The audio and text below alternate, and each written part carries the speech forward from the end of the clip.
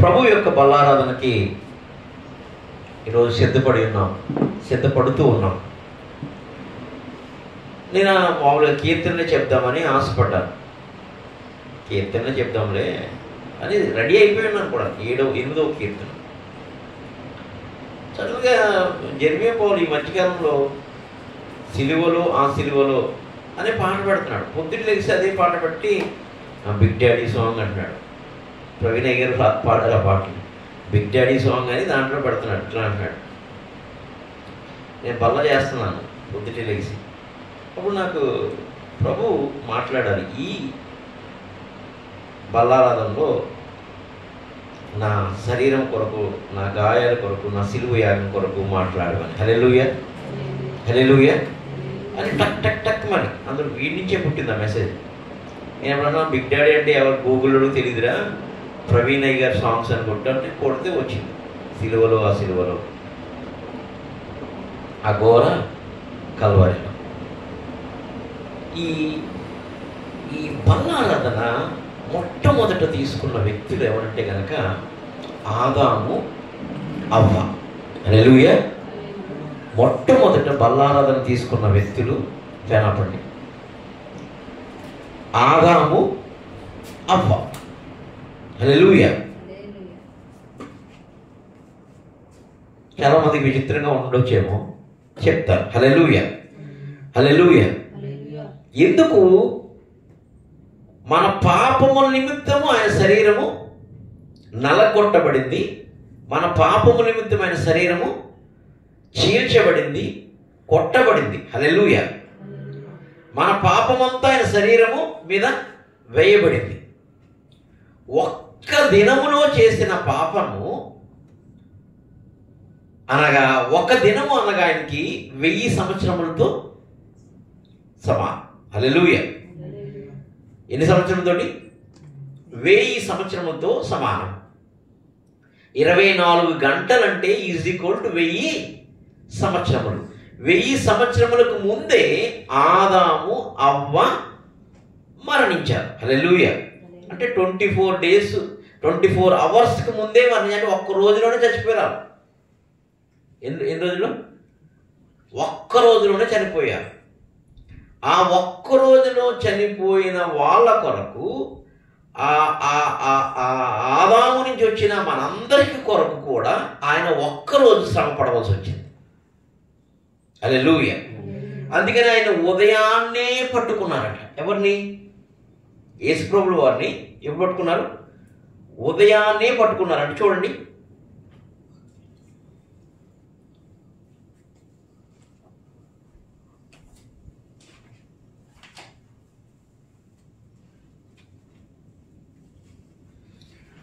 రెండో పేతురు 3వ అధ్యాయం 8వ వచనం.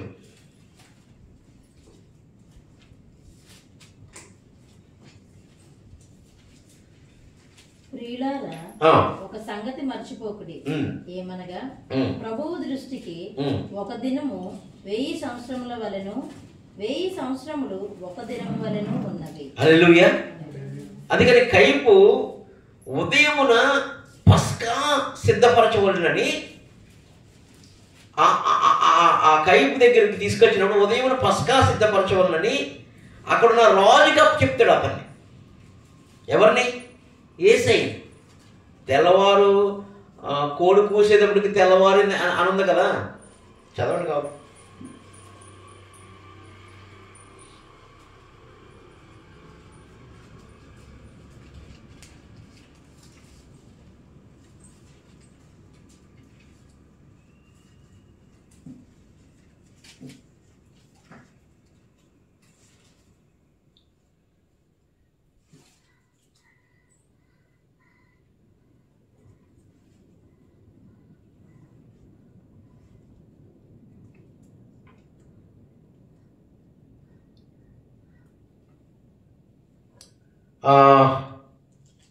లోకసువార్త 22వ అధ్యాయం 66వ వచనం. లోకసువార్త 22వ అధ్యాయం 66వ వచనం.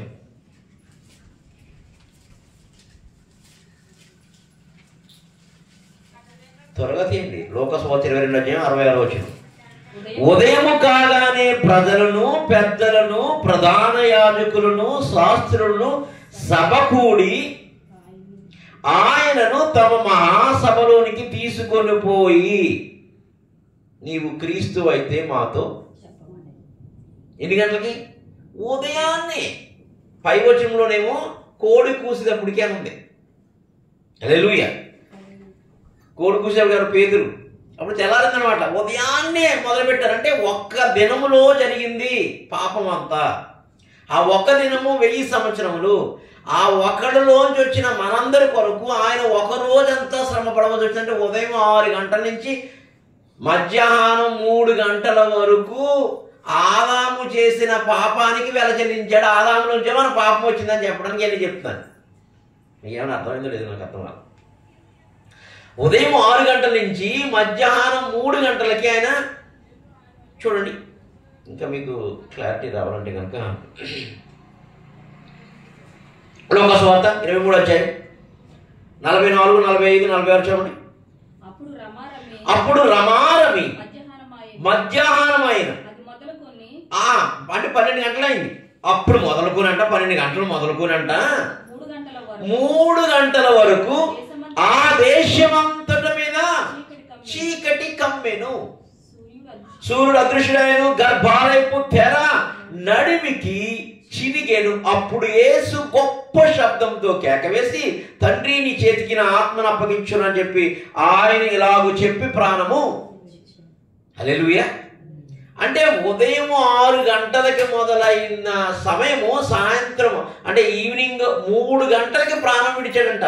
అంటే 24 గంటల్లో ఆదాము చేసిన యొక్క పాపము కరెక్ట్గా 3 గంటలకి ముగిసిందంట. హల్లెలూయా. అందుకని ఆయన 3 గంటలకి బలి ఇవ్వాల్సి వచ్చింది. హల్లెలూయా. ఎలా చెప్తారండి? మీకు చెప్తారండి. ఆదికాండం రండి. ఆదికాండంలో ఆయన ఏ టైంలో వచ్చేవారు? చల్ల పూట వేళ. ఏ టైం? చల్లబడిన తర్వాత వెళ్తామండి అంటాం కదా. పనికి లేదా చల్లబడిన తర్వాత వెళ్దామండి అంటాం కదా. అంటే ఏంటి? రెండో పూట ఆరంభమైన చల్ల వస్తుంది కదా. 3 గంటలకి 4 గంటలు చల్లబడిపోయిందిరా వెళ్ళిపోదామా. ఆ 3 గంటల సమయంలో వచ్చారంట ప్రభు. ఎక్కడికి? ఆదామును కలుసుకోవడానికి. ఆదాము ఆదాము అని పిలుస్తున్నాడంట. ఆదికాండం రండి మీరు చూడొచ్చు. పిలుస్తుంటే చల్లపూట వేళ వచ్చి పిలుస్తుంటే నేను చెట్టు పక్కన దాక్కున్నాడంట. అసలు ఎవరు చెప్పాడు నువ్వు చెట్టు పక్కన? నువ్వు దిగంబరిలో ఎవరు చెప్పాడని చెప్తున్నాడు. హల్లెలూయా. హల్లెలూయా. ఇలా జరిగింది ప్రభు అని చెప్పుకుంటూ వస్తున్నాడు. అంటే కరెక్ట్గా 3 గంటల టైంలోనే వచ్చారు అక్కడ ఆయన. కరెక్ట్గా ఈయన 3 గంటల టైంలోనే ఇక్కడ బలి అవ్వాలి, ప్రాణం విడవాలి అని చెప్తున్నాను మీకు. హల్లెలూయా. అదే బల్లారాధన అక్కడ స్టార్ట్ అయింది. అందుకైనా ఆయన ఫస్ట్ వాళ్ళ పాపం నిమిత్తం ఏం చేశారు? చర్మపు చొక్కాలు చేయించారంట. ఏం చొక్కాలు? ఎక్కడ చెప్తే చర్మం చొక్కాలు? జంతువు కదా. చర్మం అంటే ఏంటి? జంతువు కదా. ఆ గొర్రె యొక్క చర్మపు చొక్కాలు చేయించడానికి కరెక్ట్గా 3 గంటలకి. అందుకని అది పస్కా బలి సమయం. పస్కా బలి పశువే ప్రభు అయిన యేసు. పస్కా బలి పశువు గొర్రె అని చెప్పుకుంటా వచ్చింది ధర్మశాస్త్రం అంతా. ఎందుకు? ప్రభు ఇంకా రాలేదు కాబట్టి. కానీ 6000 సంవత్సరాల క్రితము మాట నేను చెప్తున్నాను. ఆ రోజున వాళ్ళకి చర్మపు చొక్కాయలు తొడిగించి రొట్టె ద్రాక్షారసాన్ని ప్రభు ఆదాముకి అవకిచ్చాడు. హల్లెలూయా. హల్లెలూయా. ఎవరికి ఇచ్చారు?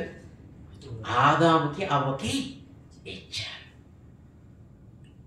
ఆదాముకి అవ్వకి ఫస్ట్ బల్లారాధన ప్రభు ఇచ్చారు. ఇది నా శరీరము, ఇది నా రక్తమని మేడగదిలో చెప్తున్నాడు కదా. ఇక్కడ ఆ డైలాగ్ అక్కడ ఇవ్వబడింది. హల్లెలూయా.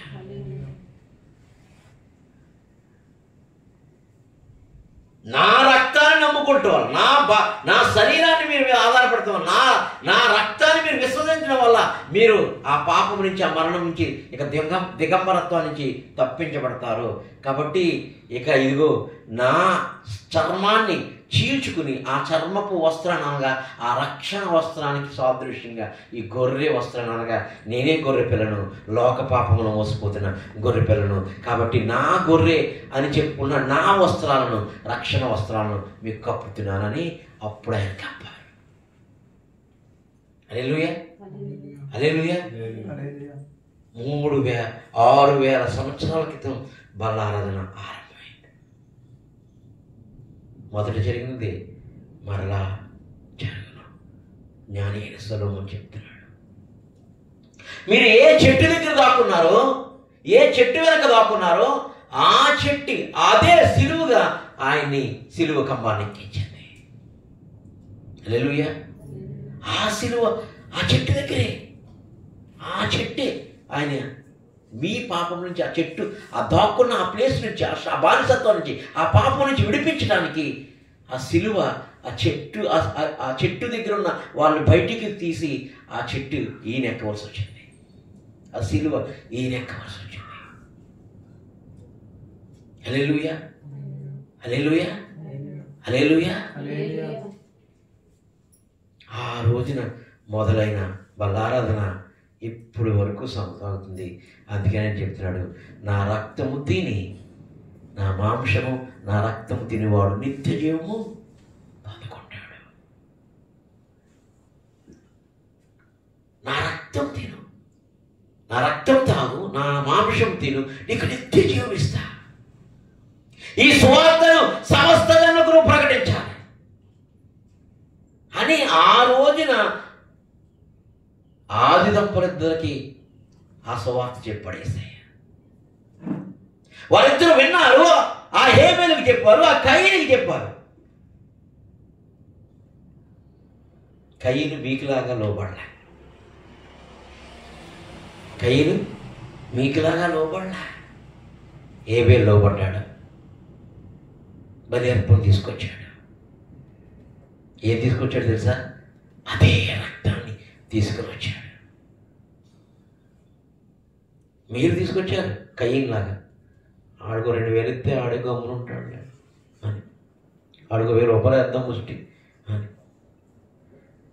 నీ ముష్టి లెక్కలన్నీ నీకు అప్పచెప్పేస్తాడు దేవుడు. హల్లెలూయా, హల్లెలూయా, హల్లెలూయా. ఆకాశము, భూమి ఇవన్నీ ఇంకా తయారు చేయకముందు సూర్యములో దేవుడు భూమిని ఎలా చేశాడు ఆయన చెప్తున్నాడు నాకు, ఇక్కడ ఈ పని చేయరా అని. అది చేస్తాను అంతే. నేను అసలు మనుషులతో సంబంధం లేదు, ఈ వ్యవస్థలతో సంబంధం, ఎవరితో సంబంధం ఉండదు. దేవుడు చెప్పింది చేయడం అనే మాట మాత్రమే ఈ విశ్వంలో దేవుడు మనకిచ్చిన అసలైన కట్టడం, మరొక కట్టడం లేదు. నా మాట ప్రకారము చేయడమే. హల్లెలూయా, హల్లెలూయా. భార్య సహకరిస్తుందా? పిల్లలు సహకరిస్తుందా? అబ్బో సేవకులు 2-3 తయారై ఏరు సహకరిస్తారా? ఓ సంఘం అన్ని నాన్ సెన్స్ మాటలు. హల్లెలూయా, హల్లెలూయా. దేవదూతలు వచ్చి సహకరిస్తాయి, కాకులు వచ్చి సహకరిస్తాయి, అడ్డగాడిదలు అని చెప్పిన గాడిదలు కూడా వచ్చి సహకరిస్తాయి. హల్లెలూయా. దొన్నపోతులు కూడా సహకరిస్తాయి. హల్లెలూయా, హల్లెలూయా.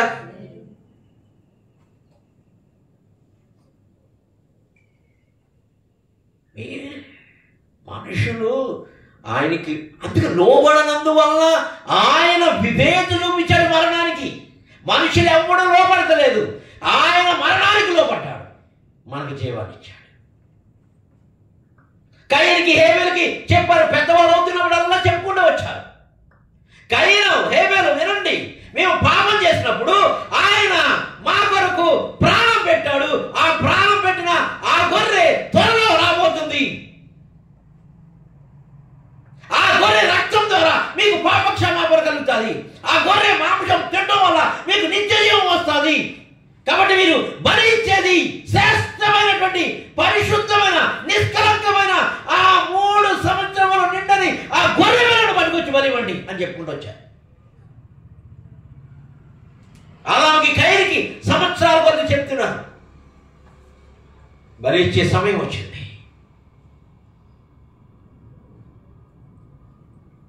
గొర్రెలు కాపరి ఎవరు? గొర్రెలు కాపరి ఎవరు? హేబెలు. హేబెలు ఏం చేసేవాడు? మిగతా ఈ కయ్యను. హల్లెలూయా, హల్లెలూయా.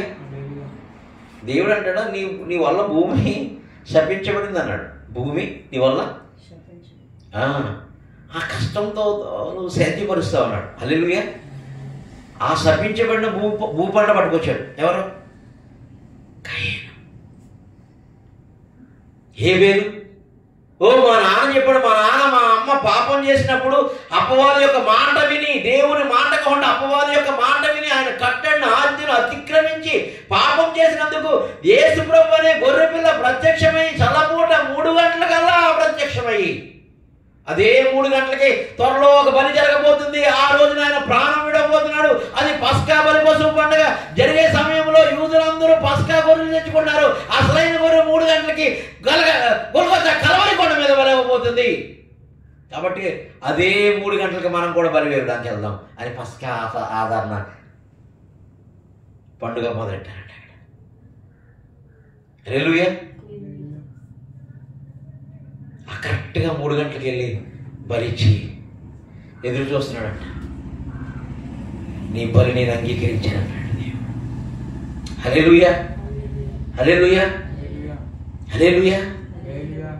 ఇన్ని సంవత్సరాలు అయిపోయి, ఇన్ని సంవత్సరాల్లో మీరు క్రైస్తవులైపోయి, ఆ క్రైస్తవుల్లో ప్రతి ఆదివారము లేకపోతే మొదటి ఆదివారం రెండో ఏదో ఒక ఆదివారం బల్లారాధన తీసుకుని సంవత్సరాలు గడిచిపోతున్నా మన కయ్యని స్వభావం మారలే. హల్లెలూయా. కయ్యను ఏమైపోయాడు? దేశ దిమ్మరి అయిపోయాడు. కయ్యని మీద ఏమైపడింది? ముద్ర వేయబడింది. హల్లెలూయా. చాలా మంది ఇప్పుడు ఏం జరుగుతుంది? లండే జరుగుతుందో, కానీ గొర్రె పిల్ల రక్తాన్ని ప్రచురించేవాడు లేడు. గొర్రె పిల్ల రక్తాన్ని తినేవాడు బాగా ఉన్నాడు. గొర్రెపిల్ల శరీరాన్ని తినేవాడు ఉన్నాడు, కానీ గొర్రెపిల్ల వాక్యాన్ని పట్టుకుని ప్రకటించేవాడు లేడు. అందుకే పౌలు వచ్చి చెప్తున్నాడు, అరే మీరు తింటాం కాదు, ఆ రక్తం కోసం ప్రకటించాలి, లేకపోతే కనుక మీకు పరలోక రాజ్యం. మీరు తింటాం కాదు, ఆ వాక్యాన్ని ప్రకటించాలి. మీరు తాగడం కాదు, ఆ రక్తం కొరకు మీరు సాక్షులై ఉండాలి. హల్లెలూయా. ప్రకటనలో ఓ గొప్ప సమూహం వస్తుందంట. యేసుక్రీ గొర్రె పిల్ల రక్తములో వధించబడిన గొర్రె పిల్ల రక్తములో వస్త్రమును ముదుక్కుని వస్తున్న వారులారని రాయబడి ఉంది. మనం తెల్లని వస్త్రాలు వేసుకుంటున్నాం, కానీ యేసుక్రీస్తు రక్తంలో మన వస్త్రాలు, మన దేహాలు, మన ప్రాణాలు, ఆత్మలు, తలంపులు, ఆలోచనలు మాత్రం కడగనే కడగబడట్లా. హల్లెలూయా, హల్లెలూయా. ఈ అవయవాలన్నిటి ద్వారా చేసిన పాపమునికి ఆయన అవయవాలకి శిక్ష పడింది. ఇప్పుడు ఈ అవయవాలు నీతి సాధనములుగా మారాలి. అందుకు రక్తం నీకు ఇచ్చాడు, అందుకు రొట్టె నీకు ఇస్తున్నాడు. ఈ నీతి సాధనాలు నీతి సూర్యుని యొక్క కిరణాలను ప్రచురం చేయాలి. హల్లెలూయా, హల్లెలూయా. కయ్యనికి హేబెలుకు చెప్పారట. చెప్తే ఇప్పుడున్న సంఘాలు ఎలాగైతే కనుక వినట్లేదు, కయ్యని సంఘాలు ఉన్నాయి, హేబెలు సంఘం ఉంది. 2 కయ్యను సంఘము, హేబెలు సంఘం. కయ్యను అపవాది సంబంధి. ఏ పాపమైతే చెయ్యొద్దు చెయ్యొద్దు చెయ్యొద్దు చేస్తే కనుక ఇదిగో రక్తం, గొర్రెపిల్ల గొర్రెపిల్ల గొర్రెపిల్ల, ఈ బలి ద్వారానే మాకు పాప క్షమాపణ దొరికింది, మా దేశములను ఆయన, మా పాపములను ఆయన రక్తంతో, ఆ రక్తవర్ణ వస్త్రంతో, రక్షణ వస్త్రంతో మమ్మల్ని కప్పి ఉన్నాడు. ఇలా కప్పబడి జీవిస్తే అప్పుడు ఆయన వచ్చినప్పుడు పెండ్లి కుమారుని వస్త్రం ఇస్తాడు. ఆ పెండ్లి కుమారుని వస్త్రంలో కూడా మరలా పెండ్లి విందుకు తీసుకెళ్ళి నీకు ఆ రొట్టెను, ఆ ద్రాక్షారసను ఎప్పుడు తాగని కొత్త ద్రాక్షారసను, కొత్త రొట్టెను ఇచ్చి నిత్య జీవాన్ని అనుగ్రహిస్తాడని చెప్పుకుంటూ వచ్చారంట ఆదామవ్వ. హల్లెలూయా, హల్లెలూయా. 6000 సంవత్సరాల నుంచి ఎప్పుడు చెప్తున్నా, ఆ రక్తం కోసం నేను హతసాక్షిని అయిపోతాను, ఆ రక్తం కోసం నేను సాక్షిని అయిపోతాను, ఆ రక్తం ఆ ఊరూరు చెప్తాను, ఆ రక్తం కొరకు ఆ పరిచయం నేను పాలుభాగస్తుని అవుతాను, ఆ రక్తం ఆ వాక్యాన్ని వెదజల్లడంలో నేను కూడా పరివాణ్ణి అవుతాను అనేవాళ్ళు లేరు. హల్లెలూయా. ఇది చాలా దుఃఖకరమైన విషయం, చాలా వేదనకరమైన విషయం. వీడికి ఏమర్థమైందో నాకే ఆ పాట పెడుతున్నాడు, బిగ్ డాడీ పాట పెట్టండి అంటాడు. ప్రభు మాట్లాడుతున్నాడు, ఈ మాటలు ప్రభు మాట్లాడుతున్నాడు. అందుకే నేను 3 గంటల టైంలో నేను బలయ్యాను. ఆ 3 గంటలు ఈ 3 గంటలు కాదు, చల్లపూట వేళ చెట్టు పక్కన దాక్కున్న దొంగలాగా వస్త్రహీనుడై ఉన్న మీ కొరకు నా రక్తం అంతా దారబోయడానికి ఆ చెట్టు అనే సిలువని ఎక్కినవాడు నేను. హల్లెలూయా, హల్లెలూయా, హల్లెలూయా. కానీ ఇప్పుడు మీరు మరలా నా గాయాలు రేపి కయీనులాగా పాపానికి దాసమైపోతున్నమాట. హల్లెలూయా, హల్లెలూయా. అందుకని కృపకు మూలముకు రక్తమును కాళ్ళతో తొక్కి అపవిత్రమైనదిగా ఎంచుతున్నది ఎవరో కదా, మనమే. ఆ రక్తాన్ని కాళ్ళతో తొక్కుతున్నది మనమే. ఆ రక్తం ద్వారా శుద్ధీకరించబడవలసిన మనం. అందుకనే ప్రభు వచ్చేటడా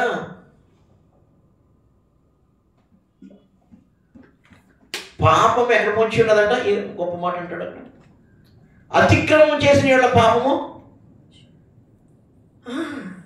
చూడండి ఆదికాండంలో ఆ మాట భలే ఉంటుంది.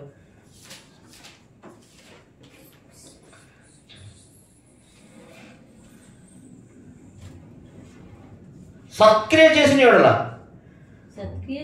ఎడల తలనెత్తుకొనవా, సత్క్రియ చేయని ఎడల వాకిట పాపము పొంచి ఉన్నది.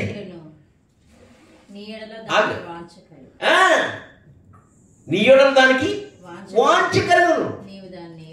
అది పాపం రావడానికి, వాంఛ రావడానికి, ఆ పాపం వచ్చే క్రియ, ఆ పాపం నీలోకి వచ్చి వాంఛ అంటే కోరిక, ఆ కోరికలు తెచ్చుకోవడం. అదే ఎఫెసీయుల రాసిన పత్రిక రాస్తున్నాడు.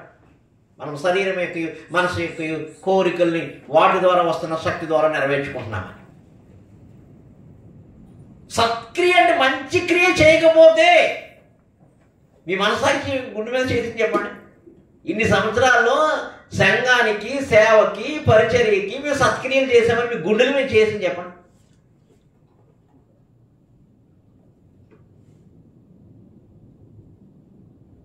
నువ్వు జీవించుచున్నావు అనే ఒక పేరు మాత్రం ఉంది, నువ్వు మృతుడి అని రాసాడు. చూడండి, ఆ సంఘం ఇది.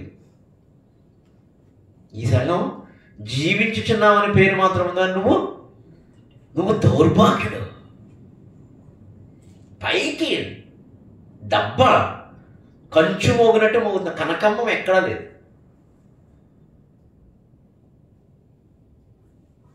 సత్క్రియ అంటే మంచి క్రియ. ఏం చేసావు నువ్వు ఇన్ని సంవత్సరాల క్రిస్టియానిటీలో? మరి ఎందుకు తిన్నావు? ఎందుకు తాగుతున్నావు రక్తం? నువ్వు సత్క్రియ చేస్తే ఓకే, సత్క్రియ చేయని ఎడల పాపము నీ వాకిటై ఉండను. అంటే నీ ముఖం ఎదుట, ఇది ఇక్కడ నీ వాకిట, కళ్ళు ఇలా తెరిసే కంట్లోకి వచ్చేది, నోరు తెరిస్తే నోట్లోకి వచ్చేది. హల్లెలూయా. నీ వాకిట హృదయంలోకి వచ్చేస్తుంది, నీ తలంపులోకి వచ్చేస్తుంది. నీ ముందు నీ వాకిట నిలబడి ఉంటాడంట. హల్లెలూయా. ఈ కయీను బ్యాచ్ ఉంది. కయీను ఎన్నిసార్లు చెప్పారు వినలే. ఏబేలు దగ్గర గొర్రెలు ఉన్నాయి కదా, పట్టుకెళ్ళొచ్చుగా, పట్టుకెళ్ళకూడదా? హేబేలు దగ్గర గొర్రెలు ఉన్నాయి కదా. అంటే హేబేలు మొట్టమొదటి నుంచే హేబేలుకి ఆ దేవుని యేసుక్రీస్తు అనే గొర్రెను ధర్మశాస్త్రం ఎన్నిసార్లు బలి అర్పించాలో వాటన్నింటి వరకు మొట్టమొదటి ప్లానింగ్లోనే గొర్రెలు అక్కడ మొదలని. హల్లెలూయా, హల్లెలూయా. ఆదాము అవ్వ ఏదేను తోటలోంచి బయటకు వచ్చి, సర్లే మళ్ళీ ఇప్పుడు గొర్రెలు ఎక్కడి ఎందుకని ఏదేను తోటలో ఉన్నాయి. హల్లెలూయా. ఏదేను తోటలోంచి ఈ గొర్రెను తీసుకుని బయటకు వచ్చాడంట. హల్లెలూయా, అదే సబ్జెక్ట్. హల్లెలూయా, హల్లెలూయా, హల్లెలూయా. గొర్రె ఎక్కడ మరి బయటకి ఎట్టేశారు కదా ఆదాము నవ్వనని. మరి గొర్రెలు ఎక్కడే? ఏదేను తోటకి అవతల వైపు కూడా చెట్లు చేమలు అన్నీ ఉన్నాయా? ఏమీ లేవు కదా, అరణ్యంగా ఉంది కదా. అసలు వర్షమే రాలేదు కదా, అడివే కదా, ముళ్ళ తొక్కులే కదా. వీళ్ళు చేసిన పాపాలను బట్టి ముళ్ళ తొక్కులు వచ్చినాయి కదా. ఇప్పుడు వర్షం అనేదే లేదు కదా. హల్లెలూయా, హల్లెలూయా. అంటే ఆదాము అవ్వ చెప్పినప్పుడు, పాపం చేసినప్పుడు యేసయ్య చెప్పిన గొర్రె సువార్త, రక్షణ సువార్త, అంటే సిలువ సువార్త, ఆ సిలువ సువార్త, సిలువ యాగం ఎలా జరుగుతుందో చెప్పి ఆ గొర్రెను ఆయన బలిచ్చి వీళ్ళకి ఏమి ఇచ్చినప్పుడు, మీరు సావర్లే, నిత్య జీవం పొందుకుంటారు, ఈ బల్ల తినండి, ఈ రొట్టె తినండి, ఈ ద్రాక్షారసమని ఈ రక్తాన్ని మీరు తాగండి అని ఆయనకి ఇస్తే అది తిని తన పిల్లలకి, వచ్చిన పిల్లలకి చెప్తున్నారు. కయ్యనికి చెప్పారు. మొదటి పుట్టినోడు ఎవరు? కయ్యనికి చెప్పలేదా? హల్లెలూయా. మొదటి సంఘంలో వస్తుంది ఎవరు? మీకైనా మీకు చెప్పట్లే? హల్లెలూయా. ఇప్పుడు సువార్త ప్రకటించారా? ఇప్పుడు సువార్త కూడా పెట్టినా? సువార్త పరిపాలన వచ్చారా? పరలోకం వచ్చేదా? పరలోకం మీకు బాబోయ్. కళలు ఎందుకు రా బాబు కంటాం? కళలు కనకండి. ఏమన్నారు సాలెబ్రేట్ అవునా గారు? పాట పాడితే పరలోకం రాదురా, ప్రసంగం చేస్తే అన్నరా, నటిస్తే పరలోకం వస్తుంది. వేషధోరణ వద్దు, వేష్యను కూడా దేవుడు క్షమిస్తాడు. కానీ మారు మనసుకు తగిన ఫలములు, ఆ ఫలం పేరు ఆత్మఫలమేమనగా ప్రేమ. హల్లెలూయా, హల్లెలూయా. అంటే ఆ హేబేలు పెంచిన ఆ గొర్రె మరలా నోవహు జలప్రలయంలో దాచబడిన గొర్రె. హల్లెలూయా. ఆ నోవహు జలప్రలయంలో 7 పరిశుద్ధమైన జంతువుల్లో ఈ గొర్రె ఉంది. హల్లెలూయా. ఆ గొర్రె వధిస్తున్నప్పుడు దేవుడు చెప్తున్నాడు, ఆ ఆకాశంలో ఆ రెయిన్బో కనపడినప్పుడల్లా నేను ఇచ్చిన ఈ గొర్రె యొక్క రక్తాన్ని బట్టి నేను నిన్ను జ్ఞాపకం చేసుకొని ఆ జలప్రయాణాన్ని మీ మీదకి రప్పించకుండా కాపాడతాను. హల్లెలూయా. ఆ గొర్రె నుంచి వచ్చిన ఆ ఉత్పత్తి అంతా ధర్మశాస్త్రము ప్రవేశపెట్టినప్పుడు, ధర్మశాస్త్రము లేకముందు అబ్రహాము, ఇస్సాకు, యాకోబు ఇచ్చిన గొర్రెలన్నీ వేసి. హల్లెలూయా. అందుకని వాళ్ళు ఏం తెచ్చేవారు తెలుసా? గొర్రె బలిచ్చినప్పుడు ఇక్కడే ఉండు అని రొట్టెను, మాంసమును, పొంగని రొట్టెలు కూడా తెచ్చి అక్కడ పెట్టేవారు ఆ బలిపీఠ మీద. పరలోకం నుంచి వచ్చి ఏమొచ్చేది?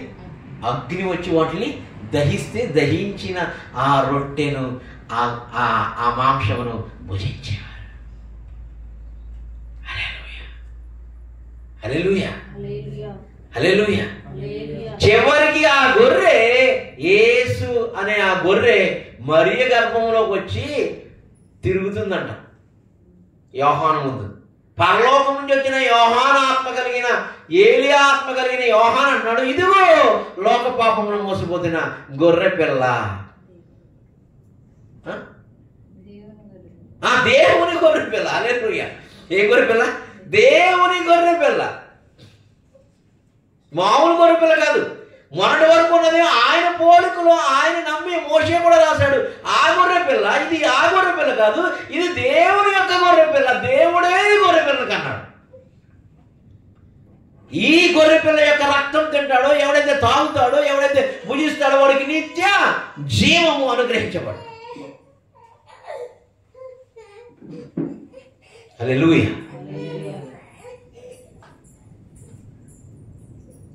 అందుకని అబ్రహాముకు ముందుగానే చెప్పేశాడు. ఇందాక ఇస్సాకు కొరకు ఇది సిస్టర్ పాట పడింది, ఇస్సాకు కొరకు గొర్రెను దాచించా. అక్కడ కూడా దాక్కుందా గొర్రె. అసలు ఆ గొర్రెతో కొండక మీద ఈయన్ని బలివ్వడానికి, ఇస్సాకు అనే కుమారుడు బలివ్వడానికి తీసుకెళ్ళినప్పుడు గొర్రెను అక్కడ దాచుంచాడు దేవుడు. నీకు కనపడుతున్న గొర్రె ఏంటనుకుంటున్నావు?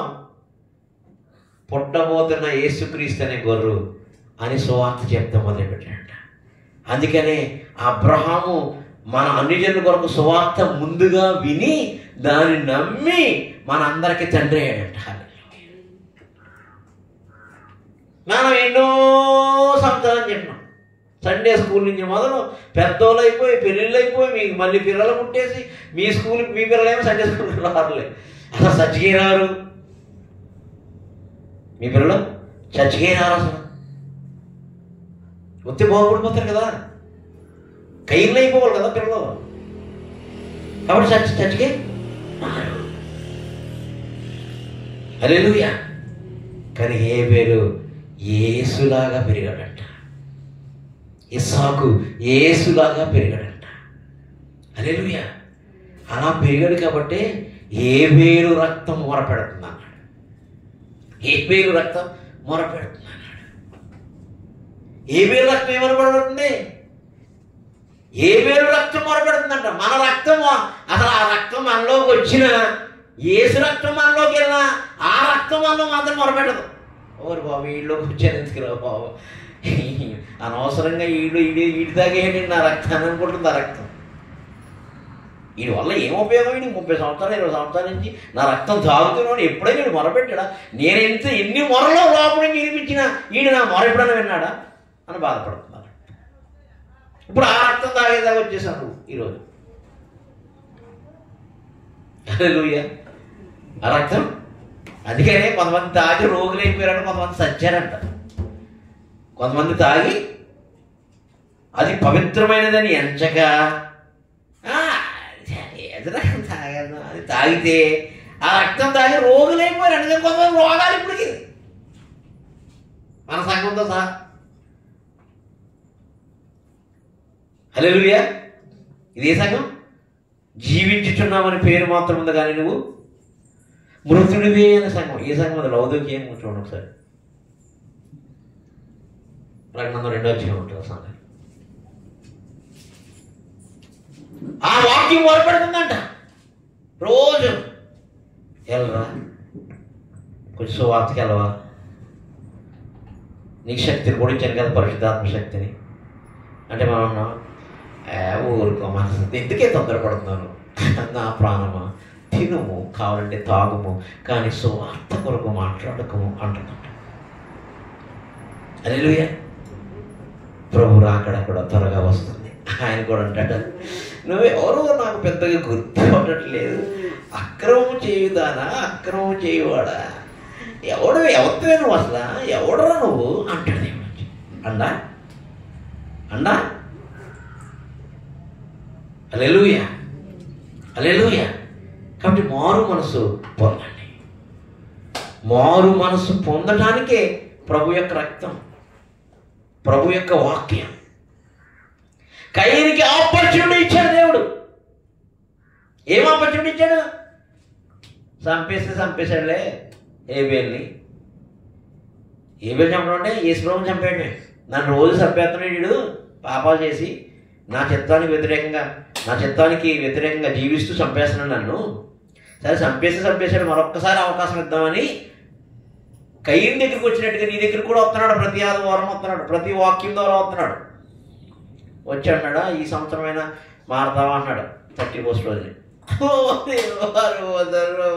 ఎంతో యాక్టింగ్, నువ్వు మూతిపళ్ళు రాలగొట్టేయాలండి. ఒట్టది వేషధారణ. అందుకని వేషం క్షమిస్తానండి. ఆదివారం రోజు బల్లారందాము యాక్టింగ్లు, మొత్తం సార్వత్రిక సంఘాలన్నీ యాక్టింగ్లు. అసలు ఈ ఎంటర్టైన్ అయితే అసలు యాక్టింగ్. ఎందుకు తినమన్నాడు? ఎవడు తినమన్నాడు నీ రక్తాన్ని? ఎవడు తాగమన్నాడు ఈ మాంసాన్ని? ఎవడు తినమన్నాడు? తిన్నవాడు ఆ సువార్తను ప్రకటించాలి కదా. అది మరణం, ఆయన వచ్చే వరకు మరణం వరకు ప్రచురము చేయవాలని రాయబడింది కదా. ఇది దేవుడి దగ్గర నేను పొందుకున్న ఆజ్ఞను మీకు ఇస్తున్నానని పౌలు చెప్తున్నాడు కదా. ఈ సార్వత్రిక సంఘాలు ఈ సంఘంతో సహా అడుగుతున్నాను. సార్వత్రిక సంఘాలన్నిటితో పాటు ఈ సంఘంతో సహా ఏం ప్రకటించావు? నువ్వు పరలోక పట్టణానికి హక్కుదారుడు ఎలా అయిపోతావు? హల్లెలూయా. ఎట్లా ఇచ్చేద్దాడు నీకు హక్కుదారుగా?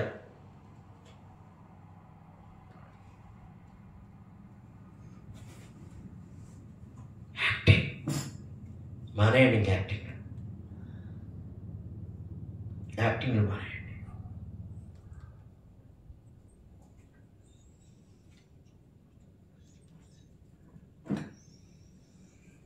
అది పరిశుద్ధమైన పవిత్రమైన నిష్కలంకమైన రక్తం. ఆ రక్తం దగ్గరికి ఎలా రావాలంటే పరిశుద్ధంతోనే రావాలంట. హల్లెలూయా. పవిత్రంగానే రావాలంట. అది తింటే యాక్టివిటీ అవుతుందంట.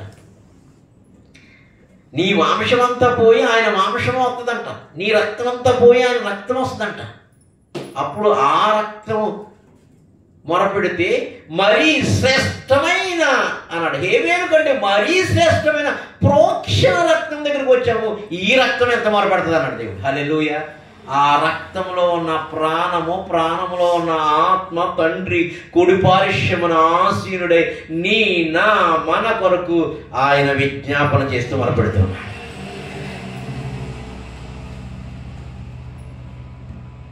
మనం మొరపెడ అసలు ప్రార్థనకి శుక్రవారం ప్రార్థనకి రాము, ఆన్లైన్ ప్రార్థనకే రాము. అసలు నీకు పొద్దున సండే రోజున 9 గంటలకు చర్చ అంటే నీ జీవితంలో నీ బ్రతుకులు ఈ సముద్రంలో కూడా చచ్చిపోయిన బాగుంది. నీవు 9 గంటలకు వచ్చిన సందర్భమే లేదు. సముద్రం పక్కన ఉంది, దూకేసి చచ్చిపోండి. ఇప్పుడే దూకేసి చచ్చిపోండి. మీకు సిగ్గేమీ రాదు. ఎందుకంటే సిగ్గు ఎప్పుడు విడిచిపెట్టేసాడు. కైన్ గారు దగ్గర వచ్చేసాడు దేవుడు. పోలే ఎన్ని సంవత్సరాలు పోతే పోతే ఇంటి బతికించుకుందామని అడుగుతున్నాడు. ఏమని అడుగుతున్నాడు? నీ సహోదరుడు ఎక్కడా అని అడుగుతున్నాడు. అయ్యో బాబు ప్రభు నేనే చంపేశాను ప్రభు అంటాడేమో అని. తప్పిపోయిన కుమారుడు చూడు ఏమన్నాడు? అయ్యో నీ పేరైనా ఎత్తుటకు నేను యోగ్యుడిని కాదు. అయ్యా నీ ఇంట్లో పనంగా చేసుకుని అది ఇచ్చిన అన్నమైనా తింటానయ్యా అని నిజమైన పశ్చాత్తాపంతో వస్తున్నాడంట ఆ కుమారుడు. ఎవడు చంపిన కుమారుడు. ఈడు కూడా అలా వస్తాడేమో అనుకుంటున్నాడు కయ్యను గారు. ఏమన్నాడు కయ్యను? ఏంట్రా నన్ను కావాలగా పెట్టాడంట్రా అన్నాడు. హల్లెలూయా. దేవుడు ఏమిస్తున్నాడు? అవకాశం ఇస్తున్నాడు. దేవుడు నీకు కూడా అవకాశం ఇస్తున్నాడు. నువ్వు యాక్టింగ్ చేయకు, నువ్వు కోటీశ్వరరాలు అని కోటీశ్వరుడు అని నేను బాగా జీవిస్తున్నా అట్లే నువ్వు వృత్తుడు చచ్చిపోయి ఎప్పుడూ నా రక్తం నేను బ్రతికిస్తుంది, నా వాక్యము నేను బ్రతికిస్తుంది. అది నిత్యం. నన్ను తినేవాడు నన్ను తాగువాడు నిత్యం. అదే బ్రతికించడం అంటే చచ్చిపోయేవాడు కదా. అది ఎలా బ్రతికిస్తుంది? రక్తం ద్వారా వాక్యం అలా బ్రతికిస్తాను నిన్ను అని అవకాశం ఇవ్వడానికి వచ్చాడు కయ్యన్ దగ్గరికి. ఒప్పుకుంటాడేమో ఇప్పుడైనా.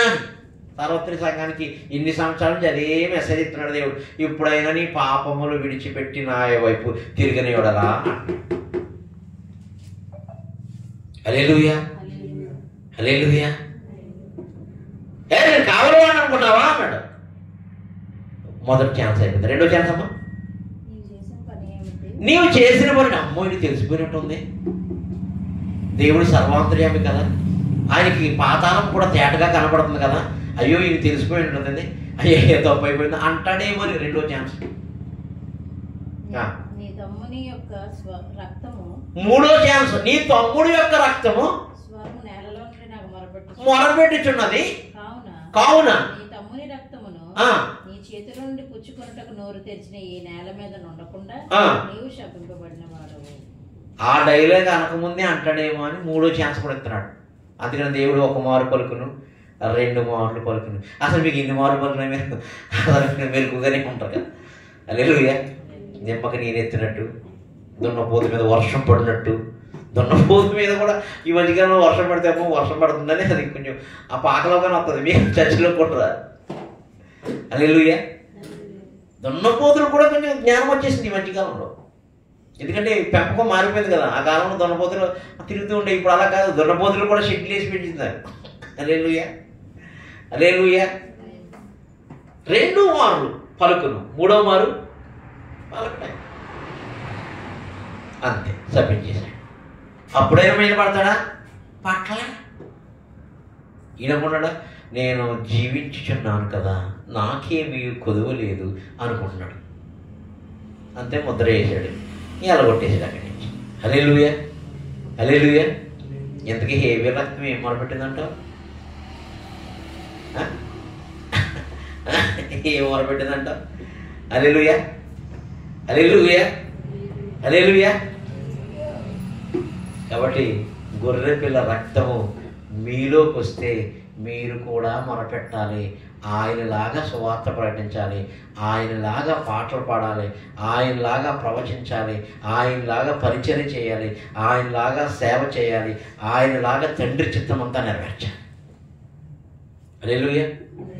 అందుకు నీలోకి నాలోనికి రక్తాన్ని పంపించేది. నీ పాపాలను మాత్రం కడిగి ఇక నుంచి ఇంక నువ్వు వడ్డీ చక్ర వడ్డీలు బారు వడ్డీలు లాగా పాపాలు పెంచుకొని చెప్పడానికి కాదు, నీకు పంపించింది రక్తాన్ని. నీ పాపము తీసివేయబడితే ఆ రక్తము నీలో ఉంటే పాపములో ఉన్న వారిని ఆ రక్తం మళ్ళా శుద్ధీకరించడానికి వెళ్ళాలి. అందుకని నేను లోకమునకు వెలుగు, మీరు కూడా లోకమునకు వెలుగు అన్నాడు.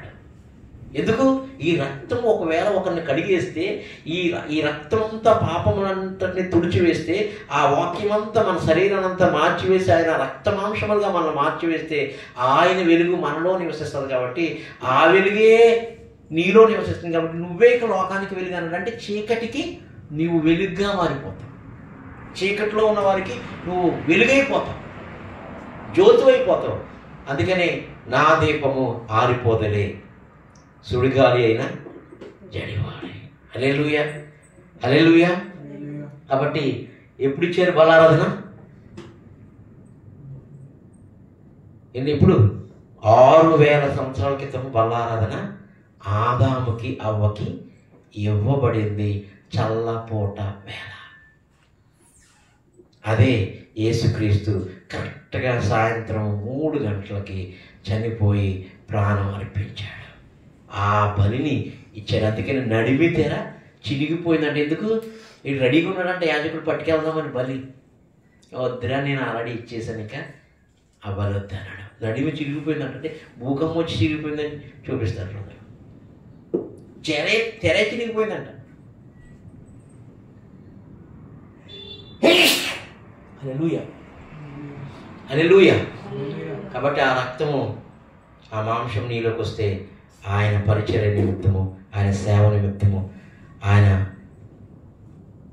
రాజ్యం నిమిత్తము, ఆయన రాకడి నిమిత్తము ఆ శిలువ మరణ సువార్తను, పునరుద్ధాన సువార్తను ప్రకటించుదానివిగా, ప్రకటించేవాడుగా, ఆ పనిలో పాలిభాగస్తులుగా మీరు ఉండాలి.